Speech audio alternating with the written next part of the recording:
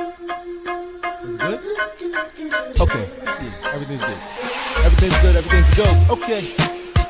It's Baby Dyce. Shit, back. What's really good, everybody? It's your boy Baby Dyce, and I'm back at it like a crack addict with another reaction video. And right now I'm about to check out A Nightmare on Elm Street pitch meeting. First of all, I just want to let y'all know that it's my birthday. Happy birthday, Dyce. Thank you. Yeah, man. But the pitch meeting and Screen Rant, that whole thing, I've been fucking with them for I don't even know how long. And I find them fucking hilarious. Like, you know, like majority of the time. Like, you know, especially with the pitch meetings. The other shit they do, they basically do like top 10s and top 5s, things like that. If you don't know, you won't know. Well, you will know. Actually, I don't know why I keep saying that. If you don't know, you will know, because I will put them in the doobly-doo. I'm going to put a link in the description for their channel and the original video for this one and all that jazz. Like, I don't know how to do that. Well, I mean, shut up. I don't edit, so I you know, if I fuck up, you happen to see it. I'm sorry. Anyway, what I'm going to do is I'm going to put this video's link in the description, as well as their channel link in the description. There we go. Damn, that was hard to say. Why would that be hard to say? Because I'm fucked up, man. And before we dive into this, I know you might be thinking, hey, yo, Dyce, man, it gotta be hard to be doing videos on your birthday. Actually, it's super easy. Barely an inconvenience. All I had to do was record the videos the day before. Yeah. So that's all I did pretty much. Like right now when you're seeing me, like, you know, I know you don't look like a birthday boy, because I ain't dressed like one, because today ain't my birthday for me. For you it is, but for me it ain't. Like, I did this the day before. But today that you're seeing it, May 1st, yes, it is my birthday. So also, if you want to donate anything like that, if you feel like, you know, a little generous, you want to donate some gifts to your boy, whatever the case may be. I don't really have a P.O. box right now. So, if you just want to donate to your boy, help a nigga out, you know what I'm saying? There's ways to do that. You know what I'm saying? I got the PayPal, Cash App, man, all that other fun shit. It's all in the doobly-doo. Check it out. Hit me up. If you don't, cool. I don't love you any less, I promise. But, you know, like I said, I'm never asking. I'm just letting it be known that you can do that. You know what I'm saying? But I ain't asking you for shit. Let's get into this. You have a movie for me? Yes, sir, I do. It's about this guy named Freddy Krueger with knives on his hands, and he hunts... My bad. I forgot to even mention. I did say that I know about this channel and about all these, but I didn't see this one. And A Nightmare on Elm Street happens to actually be one of my favorite movies. That's why I'm doing this, by the way. It's because I haven't seen this one. I was gonna just watch it because I've seen almost all of them anyway. Like, I've seen a lot of them, I should say. But there's some I haven't seen. This happens to be one of my favorite movies, so I want to see what they did with it. What was they nitpicking at? So, you have a movie for me? Yes, sir, I do. It's about this guy named Freddy Krueger with knives on his hands, and he hunts you in your dreams, and then you die in real life. Oh, very scary. Dreams are my safe space. They're the only place I can be my true self. What's your true self? It's me, but with much more money. Oh, okay. And a lizard tail. Oh, very weird. So anyway, Freddy is terrorizing this group of teenage friends, right? Terrorizing, huh? How so? Well, for example, he presses through this wall in a super creepy way over this girl Nancy while she's sleeping. Why? What do you mean? Why would he do that? Because it's scary. Who's he doing that for? If she's asleep, nobody's seeing it. He's doing it for us in the audience. Oh, okay, gotcha. And then he slices... See, that's what I mean. Shit like that, like, you never really think about it. Like, that's not something you think about when you're watching it. You just watch it and be like, wow, creepy shit. But it's like, why is he doing that? Like, she can't see it. She knocked the fuck out. Well, we can see it, but, like, she can't see that shit. So what the fuck he doing that for? Up this girl Tina and slams her against the ceiling and stuff. He slams her into the ceiling? How is she still asleep? Oh no, she's awake for that part. She's yelling at this guy Rod that's with her to help her. So you don't have to be asleep for him to kill you in your dream? How do these powers work exactly? Oh, inconsistently. Oh, yeah, so anyway, then the police blame Rod for this and he gets arrested. The police think he dragged her around on the ceiling? Apparently so, and so Freddy wraps a sheet around Rod's neck while he's in a jail cell and he's just screaming for help. Wait, in the real world or the dream? dream? Real world. Okay, so far this guy that kills people in their dreams has killed 2 people while they've been awake and screaming? That's right. Well, okay then. Anyway, so the main girl, Nancy, is also gonna... You really never think about that shit. I mean, unless you do. Like, I've never really thought about it. I just watch it. I'm like, yo, this is one of my favorite horror movies of all time. I love it. It's awesome. And then, but like, you know, when you watch shit like this, like whether it be, you know, the pitch meetings or the kill counts on dead meat, like, you know what I'm saying? They point things like this out. Like, you know what I'm saying? And it's just like, yo, I never really thought about it like that. You know what I'm saying? It's a trip. to get attacked, but as she's holding him off, her alarm goes off and she wakes up. Wow.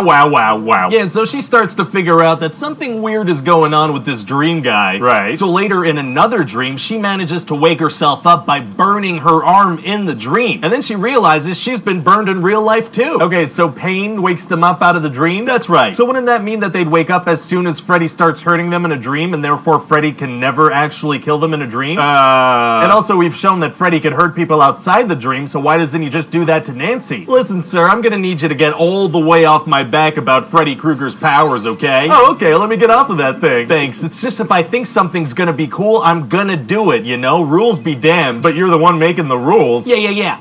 Okay, so anyway, then Nancy's mom is gonna bring her to a sleep clinic, because she's like, not sleeping is driving you crazy. She doesn't think it has anything to do with the fact that two of her friends died horrible deaths within a few days of each other. No, she's pretty sure it's this sleep thing. Fair enough. So then while Nancy's sleeping at the clinic, she gets attacked again. Uh-oh. Yeah, and when she wakes up, not only does she have a cut on her arm, but she has Freddy's hat with his name written inside of it. Well, that's physical proof that something supernatural is going on. They have to believe her now. Yeah, you'd think so, but her mom still thinks she just needs to sleep. Oh my god. And then later, her mom confesses that she and a bunch of other parents killed Freddy Krueger. Oh, really? Yeah, they straight up burned him alive because he killed a bunch of kids and wasn't sent to jail for it. So she's not at all fazed by the fact that her daughter pulled the hat of a man she herself killed out of thin air. Not even a little bit. In fact, she tells Nancy this to help her sleep. Very comforting. So Nancy decides to get serious about this and take action. What does she do? Well, first of all, she gets a book called Booby Traps and Anti-Personnel Devices, which is apparently a book that a 15-year-old can get at the library. Oh, booby.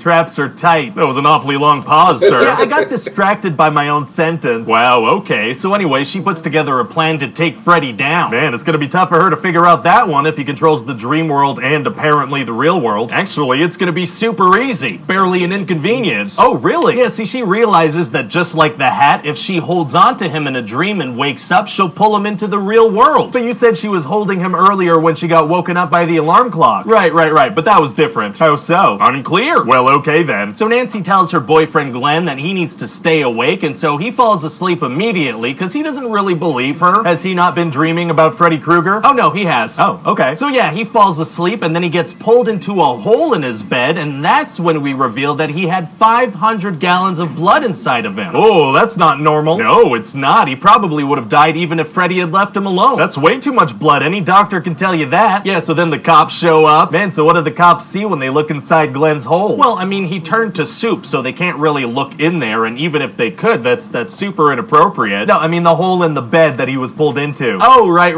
Well, I wish I could tell you. What, is it a secret? No, I just don't know. Oh, okay. So Nancy tells her dad, who's a cop, to come break down her door in exactly 20 minutes, and then she gets to work. Gets to work? What do you mean? Well, she rigs her whole place with a bunch of booby traps. What, she told her dad to be there in 20 minutes. How is she gonna have time? Well, she figures she only needs 10 minutes to fall asleep and get Freddy. So she booby traps the house in 10 minutes? Well, no. Okay, she does it in less than 10, because then she also goes to have a conversation with her mom. Oh my god, this is the fastest girl alive. Yeah, so then she sets a timer, goes to sleep, and tries to lure Freddy out. Wow. And then he shows up, so she runs away. Well, isn't that what she wanted? Yeah, well, it's spooky, so she runs away. Oh, well, okay. But then she remembers her plan and drags him into the real world. Amazing. And then after a big old struggle and her mom getting pulled into her bed, she manages to defeat Freddy by believing that he's not real or something. Oh, that kind of worked out. But then we're gonna reveal that the whole thing was a bad dream and we're gonna have a nice happy ending. Oh, no. What do you mean no? Well, we can't have it end like that. We need to leave room for potential sequels. But the title's gonna be A Nightmare on Elm Street. It's literally all a nightmare. Well, we can keep the title and the whole movie as is, but we are gonna have to make like a drunken gymnast and